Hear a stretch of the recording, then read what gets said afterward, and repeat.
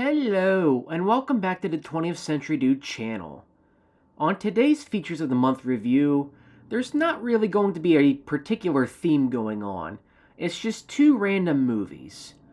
You want to know what those two movies are? Well, the first one is a movie called The Old Testament. Although you'll see why in a minute why it actually doesn't have too much to do with the Old Testament of the Bible at all.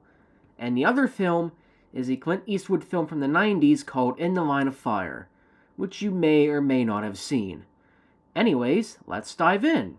So the film The Old Testament is an Italian and French international production that was shot in Yugoslavia. It is based on the Maccabean revolt against the Seleucid Empire, I think I'm pronouncing that right, which is rooted in Greek history. This takes place between 167 to 141 BC. However, do keep in mind that in official versions of the Bible, unless you're reading the Roman Orthodox version, the tales of the Maccabees aren't actually in there. Historically, both books of the Maccabees would take place between the Old and New Testaments. However, they are not featured in mainline versions of the Bible. They are featured in what is called the Apocrypha. However, since there are things in 2nd Maccabees that apparently contradict 1st Maccabees, and the fact that they are, quote, not divinely influenced by God, that's why they're not included in the Bible. As for the film itself, the production value is obviously lower budget, and you can tell from the very limited settings that may have been used in other Italian films. The costumes appear a bit underwhelming and cheaply made compared to that of bigger historical biblical epics like the Ten Commandments, and a few other details that I'll point out in just a minute. In one point of the film, there's an insert shot of a woman walking towards a man to have a conversation with him, and not only is this insert black and white, contrasting from the rest of the film in color, the actress is also completely different. Whoops! The acting can also range from decent to subpar at times, as if the editor didn't always use the best takes from filming. Because of the film's title, it would appear to deceive people as if this were actually taken from the Bible. It's only an hour and a half long as well, so if this film were actually based on the Old Testament, there's no way you'd be able to crunch through 2/3 of the Bible in that span of time. I can barely get through the Old Testament in 6 months, for crying out loud. But the film is a loose retelling of the Maccabean revolt. Like most historical epics, some historical truth is tossed aside for the sake of entertainment and drama, although because I've not dived into the book of Maccabees all that much, it's hard to tell on a first glance as to what they changed from historical and biblical facts. Nevertheless, if you're interested in watching this film, please feel free to check it out.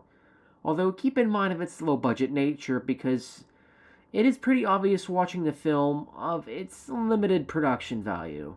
It's available to watch on Roku, Amazon, and the Internet Archive, though you may be lucky to find it on physical media. I just happened to watch it on VHS, albeit a lower quality tape. The last film on today's review is In the Line of Fire. Some of you may remember this film from the 90s, or at least are aware of it and just haven't watched it yet. The movie is about an obsessed and disillusioned former CIA assassin who plans to assassinate the President of the United States, but is being tracked by a Secret Service agent played by Clint Eastwood, who still regrets that he couldn't protect JFK during his assassination in 1963. Unlike most action thrillers from the 1980s and 90s, this one really does have a heart and mind of its own. It's not based on stunts and action, and the entire story hangs on Eastwood's shoulders, and it's kind of hard to imagine anyone else playing that role. John Malkovich also plays Leary, the obsessed assassin who plans to murder the president, and he really does a good job of adding in as much of the creepy factor as he can with his character. You also really feel for Eastwood during this movie, as he's really trying to get things right with protecting the modern president, even if he is older, out of shape, and sometimes not in the best of health to do so. The ending is not what you'd expect as well, and while I'm not going to reveal what the ending is for spoiler reasons, I will say that most people going in would expect that Eastwood sacrifices himself to save the president, and it sort of happens that way, but not quite. You'll know why when you see it. I really, in the end, was expecting his character to die, but without revealing anything, In the Line of Fire is a well-made film, and a high recommendation from me. So between the two movies, which one was the better film? Obviously, it's In the Line of Fire. The Old Testament was okay-ish at times, but its low-budget nature hampered, I think, what could have been a very epic film.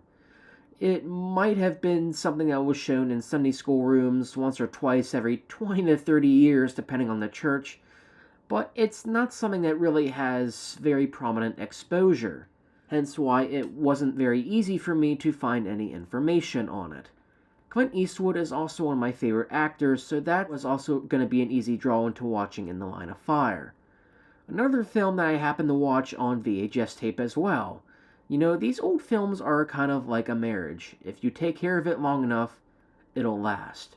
Anyway, that's all I have for today. Please check out In the Line of Fire if you haven't yet. I'm not sure what next month's Features of the Month review will be yet. It's not going to be romance, since Valentine's Day is one of my least favorite days of the year, since it reminds me of my singleness. Every single year. But it may not be a winter film either, since I can't stand winter this time of year. It's also my least favorite season. Not very fond of it. However, it may be a film that's awfully repetitive, and centers around a rodent and Bill Murray. Gee, I wonder what that could be. And it might be something sportsy, even though I don't watch or care enough about sports, surprisingly enough. Anyway, that's all I have for today. Thank you for tuning in to the 20th Century Dude channel, and hope to catch you on the fly. See ya.